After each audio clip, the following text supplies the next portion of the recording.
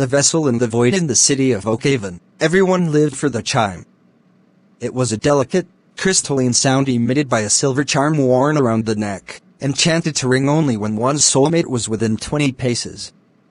Elara, a woman with a sharp wit and a gentle spirit, had worn her charm for 30 years, and for 30 years, it had remained as silent as a stone. She had dated, of course, men who were kind, men who were brilliant, and men who were adventurous, but the air between them never vibrated with that predestined magic. While her friends vanished into the blissful, soft-focused world of the chimed, Elara remained in the sharp, high-definition reality of the solitary. She began to feel like a ghost in a world built for couples, until the day she decided to stop listening for a sound that might never come. She tucked her silent charm into a velvet box at the back of a drawer and enrolled in a pottery class at the edge of town. The studio was a converted barn, smelling of damp earth and wood smoke. There, she met Master Halloway, an elderly man whose own charm had broken decades ago and who seemed entirely unbothered by the silence.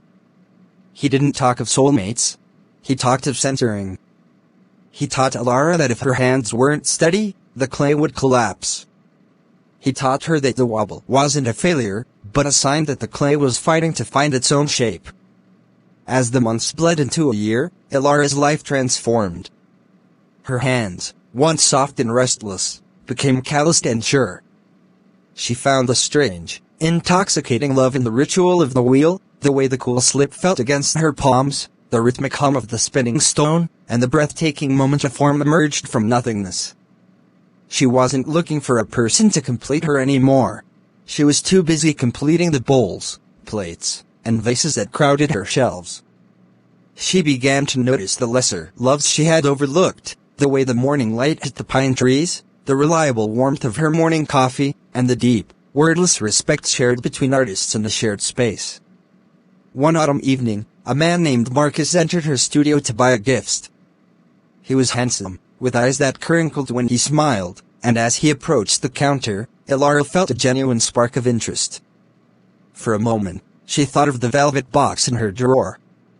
She waited for the invisible pressure of fate, the cosmic click, or a sign from the universe. It never came. But instead of the usual pang of disappointment, Elara felt a surge of liberation. She realized she didn't need the magical chime to give her permission to enjoy his company. They talked for an hour about the texture of her glazes and the music playing on the radio, and when he left, she felt a simple, human happiness. Elara returned to her wheel that night, her heart quiet but full. She understood then that she wasn't missing true love. She was simply experiencing a different version of it, a love that was self-authored rather than predestined. She was a master of the almosts, a curator of the small joys, and the sole architect of her own peace. As she shaped a new piece of clay, she realized she wasn't a half-finished story waiting for a final chapter. She was the author, the ink, and the page, perfectly whole in the beautiful, ringing silence of her own life.